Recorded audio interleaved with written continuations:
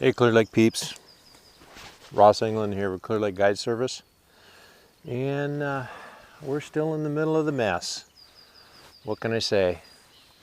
Sure hope that all of you and your family, all your family members and everybody are doing okay. This thing is really trying all of our patience. But it is what it is. We'll do the best. I'm standing out here right now, fishing in my backyard. Kind of limited as to what I can do, but what the heck, at least it's a cast. Whether I catch a fish or not is kind of beside the point. So there's no news to report as far as what's going on the lake. Nobody, there's not going to really be any change in anything until probably May the 3rd. That's when I think will be the first time that we hear anything as far as any potential changes in what's going on, and that's actually the statewide change or statewide status as opposed to what the actual county will do. So nothing's changed as far as from my perspective. I really don't expect to be on the water even into early May, but we'll see. I could be surprised. Let's hopefully we're all surprised, but I really appreciate a lot of the positive comments that came from the last video that we posted. It's kind of, here I'm trying to do something to try to help you guys all out, and in return what I'm getting is something that kind of makes me chuckle with some of the comments that I got back and some of the kind thoughts that were passed along. So there was a couple of things I asked for suggestions for things to cover. Two of the things really struck me.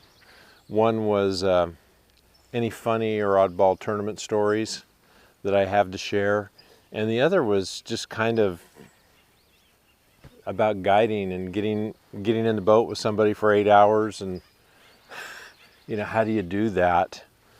So I'm going to save the tournament stories for next week, and this week I'm going to talk a little bit about my guiding experience. I've fished for a long time. I was very fortunate that I grew up in a family that fished. We did a lot of camping trips, and granted most of it was trout fishing, but nonetheless it was outdoors and it was fishing. So we actually got pretty good at it. My dad, bless his heart, he after raising one kid and seeing what kind of a zoo just a family of 3 going fishing could be, to think that we would all pile in a station wagon and drive for 4 hours to get to a campsite in a lake, and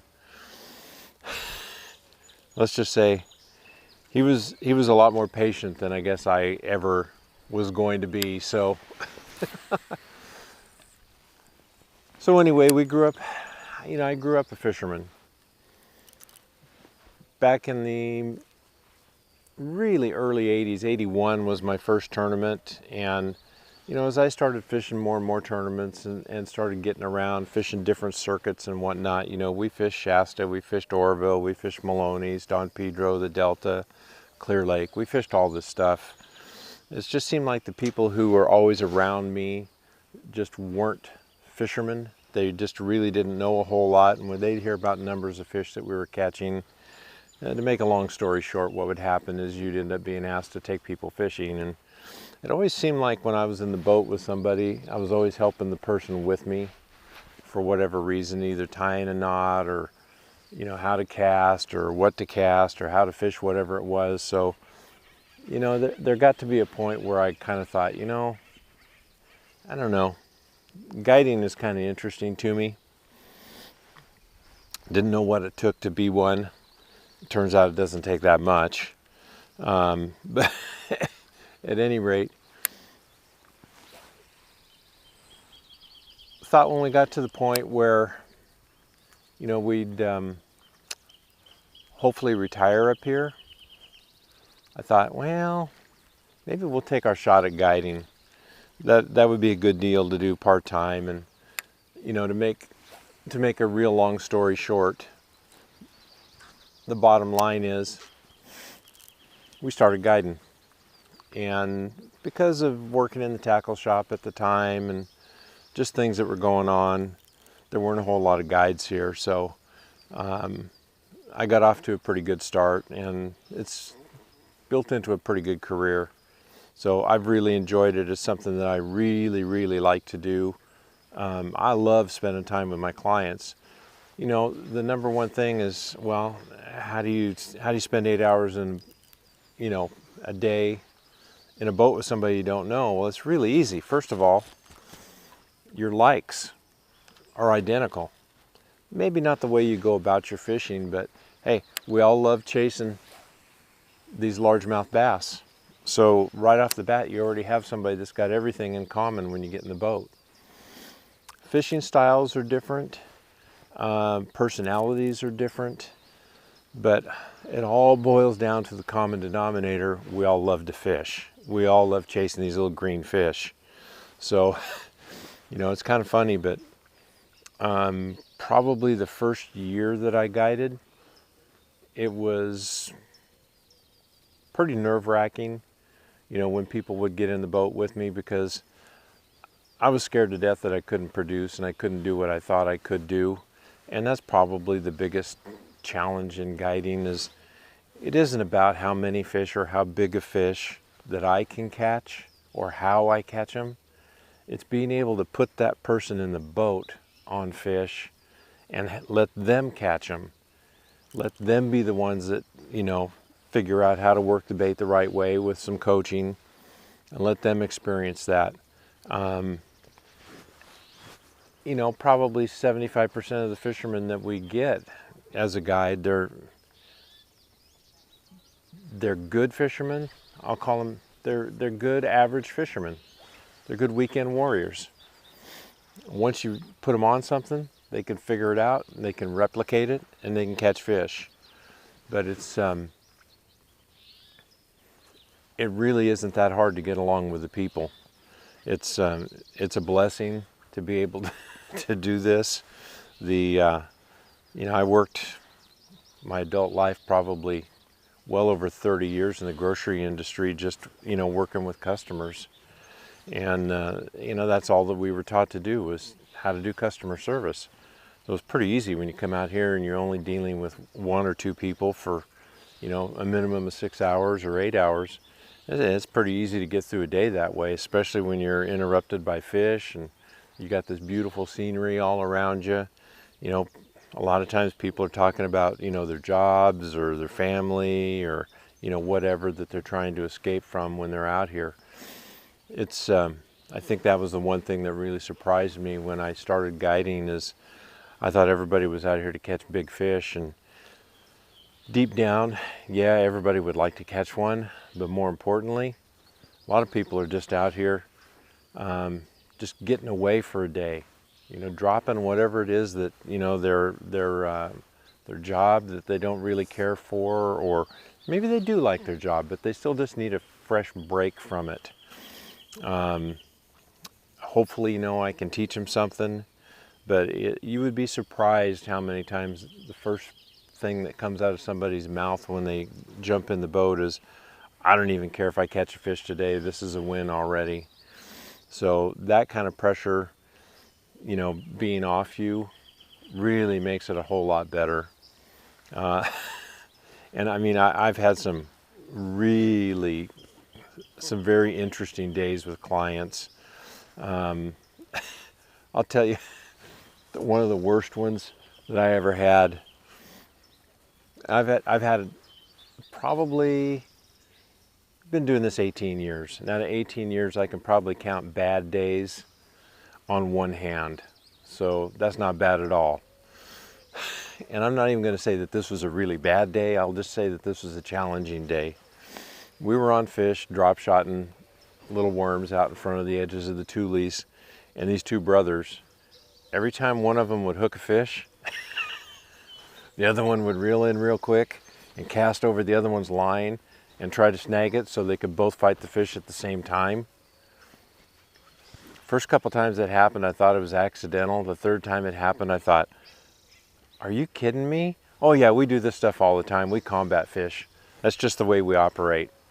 And it didn't change. It was that way all day. I mean, it was it was a challenging day to say the least. These same two brothers, and I took a picture of this, and I probably can never find the picture again, but these same two brothers, as we're going down the bank, one brother was a little bit better at picking up on the nuance of the bite than the other one was. So I see the one brother who hasn't quite gotten it down yet. I see him pitch, and I see his line swimming to the right, and I go, "You got a bite?" And he goes, "No, I don't." "Yeah, you do. You got a bite." "No, I don't." "Yeah, you do." "Well, okay, he dropped it. Now you don't." Okay. So he casts back to the same spot again. I said, "You got a bite?" He goes, "No, I don't." "No, you got a bite." "No, I don't. I don't. There's nothing there." And I could see his line swimming to the right, and then his line stopped. So I just assumed that the fish dropped the bait finally.